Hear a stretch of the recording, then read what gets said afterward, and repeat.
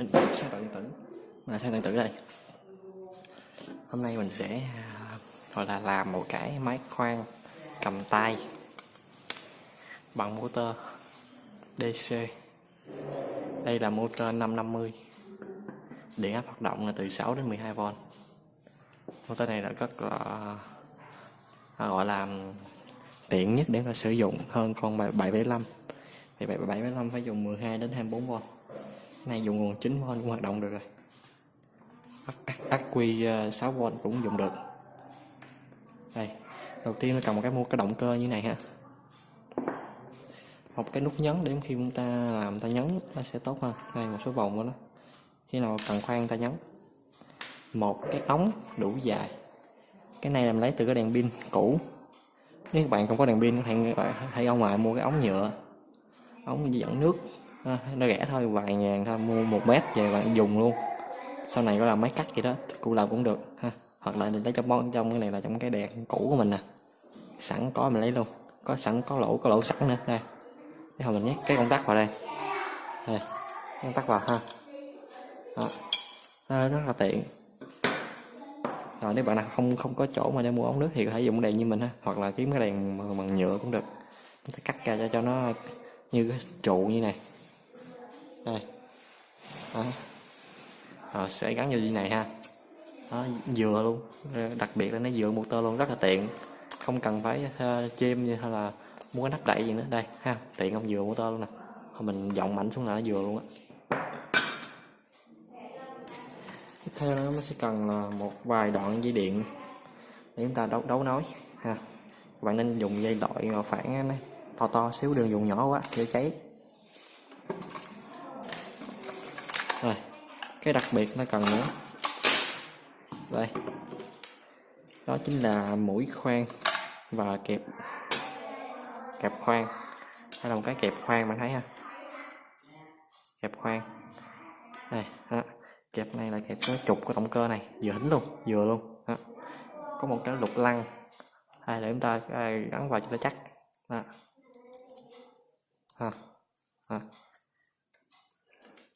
Còn cái đầu này thì nó sẽ gắn mũi khoan vào đây, mũi khoan này ha, tùy thôi bạn dùng khoan nào bạn dùng.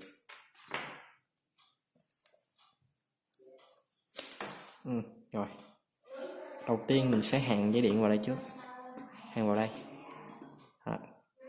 Hàn vào đây và hàn một chân của cái công tắc này. Mình sẽ dừng từng công đoạn, mình không quay trực tiếp được vì cái máy quay của mình không có đế quay, khá là khó quay cho mình sẽ làm từng công đoạn. Và sau khi hàn xong mình sẽ được cái 2 cọng dây, và cái này mình sẽ mắc nối tiếp vào cái motor đây như này ha. Bạn sẽ luồn vào, luồn dây vào ha, luồn vào, các bạn gắn motor vào.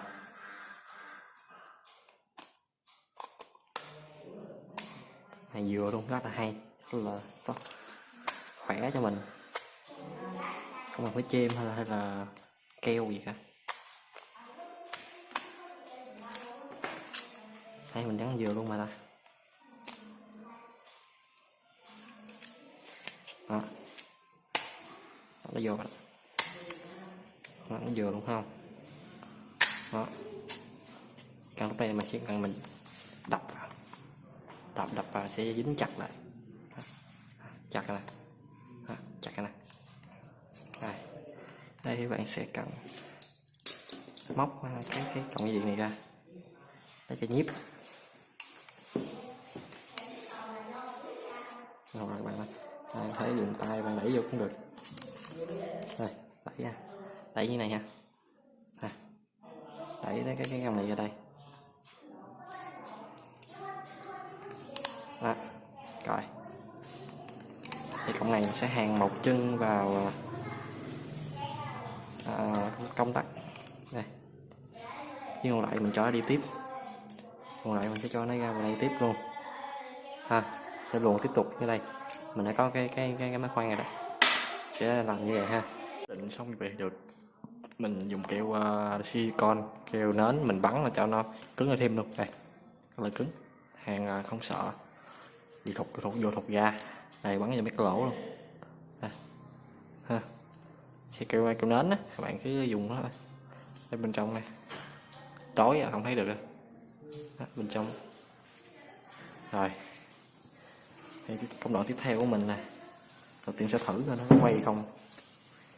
Đây, một chân bên đây, chân bên đây. Thì các bạn cứ bấm thử rồi, bấm nút để quay không. Thấy nghe tiếng nó quay ha.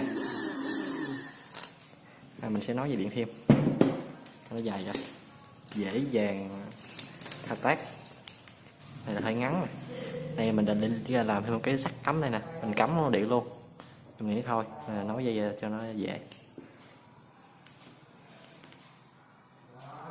Một hồi xíu mình hàn lại là được. Hàn lại rồi quấn băng keo cách điện vào. Cái đó là kỹ thuật hàn. Nếu tốt hơn nữa thì các bạn có thể gọi là dùng keo 502 cách điện nữa trước khi quấn băng keo. Đó chỉ là đối với điện nguy hiểm thôi, còn điện bình thường thì không cần quăng sơ, không cần quăng keo cũng được. Ok, như vậy ha. Chú ý không để hai đầu này chạm vào nhau, vì chạm vào nhau có thể gây ra cháy nổ, hiện tượng ngắn mạch. Ok, mình sẽ thử lại. Cái quy đây mình sẽ đấu vào quy. Tốt nữa là mua thêm một cái kẹp kẹp loại kẹp bình kẹp vào. Đây, ok. Đây, rất là ngon ha.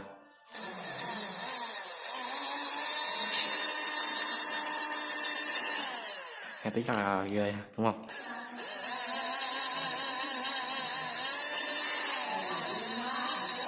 Rồi mình sẽ gắn cái đầu kẹp của khoan này vào. Nếu các bạn dùng motor nhỏ thì mua đầu kẹp nhỏ, đầu kẹp vừa với cái motor mình ha. Đây là motor kẹp 3mm nè. Các bạn nhỏ thì 2mm, lớn hơn bạn 7,5 thì 5mm. Các bạn nhớ điều đó. Ok, các bạn sẽ gắn lại chặt lại ha.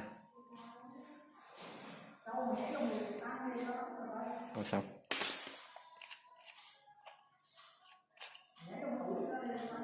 Các bạn sẽ gắn cái mũi hàn vào, cái mũi khoan vào. Đây. Thử cái mũi này. Ok. Các bạn sẽ dặn chặt lại, hoặc là dùng hai cây kìm dặn chặt lại.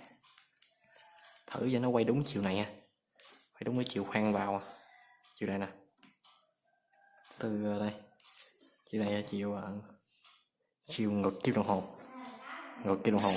ở này thuận nha, này thuận kim đồng hồ rồi, thấy không? Cầm vào đây thấy tay mình nó trượt vào đây thì các bạn đảo cái chiều động chiều của cái ắc quy lại.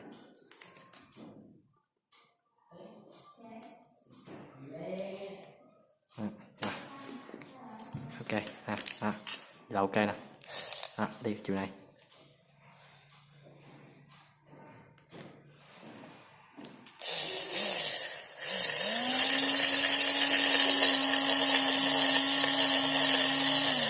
Do motor cũ rồi nên nó hơi rung lắc tí.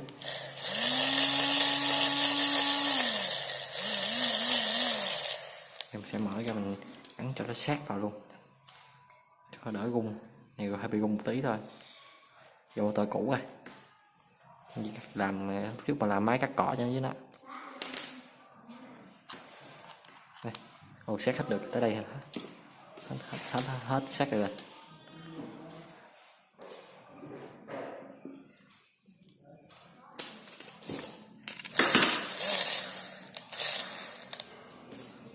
Mình thử khoan cái hộc giấy thử coi xem như thế nào ha. Mình xem thử cái hộp giấy ra sao. Đầu tiên là giấy trước đi. Cái một đây này nha, giấy thì quá dễ dàng một cái một là lũng ha. Đây ha, đây nha. Không cần khoan đục, đâm thôi cũng lũng nữa, không chỉ là khoan. Rồi ok. Cái thứ hai mình khoan đó là khoan bo thử xem như thế nào. Đang làm một cái mạch đếm. Đây khoan bo thử ha. thử cái bo coi khoan ok không.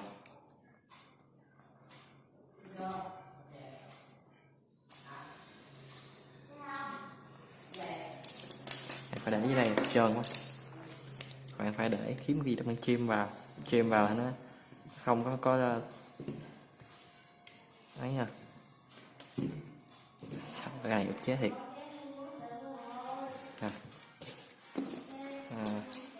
Lấy cái tập hay gì đây. Đây, các bạn khoan vào đây một lỗ thôi xem như thế nào.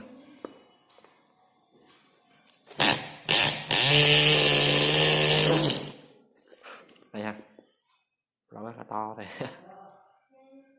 Bên trong cái mà đường bo luôn thấy không? Không có nét ta. Thấy không? Lỗ là to đây. Một lỗ đây ha, sẽ khoan thử một lỗ nữa trên đây, trên đây xem sao.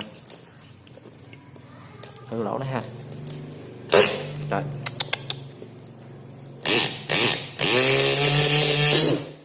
Ok. Khoan bo này rất là chuyện đơn giản thôi, dùng nó không mạnh lắm nhưng mà cũng đủ để chúng ta khoan bo, khoan nhựa. Đây ha. Ok, máy khoan mình hôm nay hướng dẫn đã hoàn tất. Như vậy là đã dùng khoan này rất là nhiều thứ rồi.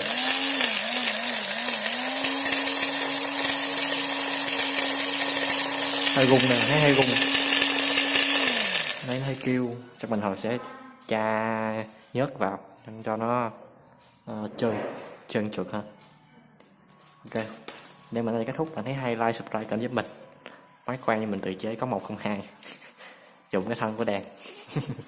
Ok, chào mọi người, thấy hay subscribe kênh mình nha, mình sẽ tạo điện tử. Bye bye.